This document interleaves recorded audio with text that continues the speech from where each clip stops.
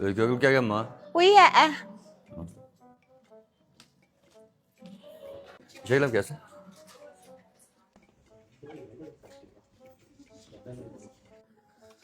Çay içle. Uy. Dağça içip oturamdık. Kahve tügep kaptı. Bu asama çırağını bir öcürep. Şamdı bir talıyor futacıdı bir nekilten. Öykörle buldu. Mahsus. Bizim ama töbedik öylerimizden şamal ötüdüğün hem işleri pek yaxşı. 100 bin pound'dan 130 bin pound öyle. Ama tegdikse 80-90 bin pound degandek öyle. Buldu. Bana 70 bin franlık öyle buludu. Bundalap az bir oturdurak bayamlandık. Ha buldu ki.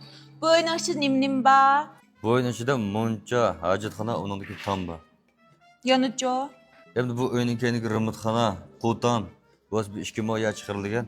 Aşağı ulap kaldı hem de. Vay buldu bana çok şokululuk öykü sesi. Bakmaz. He bana. Wow! Nime da feyzi. Vay ben hazırlanmayacaktım ne? Ben çizem müştahı geçiremdim ya. Vay yapma bu yampın öy. Sıl pultulisa şu karşılıkla mı öykürler? Hacetxana çizilme noğuk doğrulaydıgan.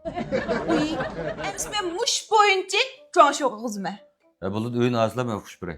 Uy aştama.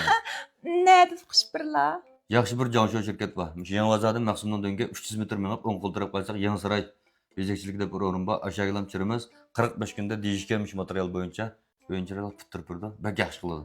Ha, unda o'z bir bahslar olabdi ekan. Men ya tanımasam. Bilib olsammi Boraybek suyilmisa, bedim tikilishib ketdi. Mansiye. He, mana bu şirket şu. Uy, nimna çoğ şirket bu. Canshow mishadlam qildirmiz. Aloqali telefon nomeri 15 73 509 52. Ha, ma'qul. Ben menga yurayimsa. Uy, yo'q, bizam turhala. Nima ish qilaman? Yordam to'liq qilmamla.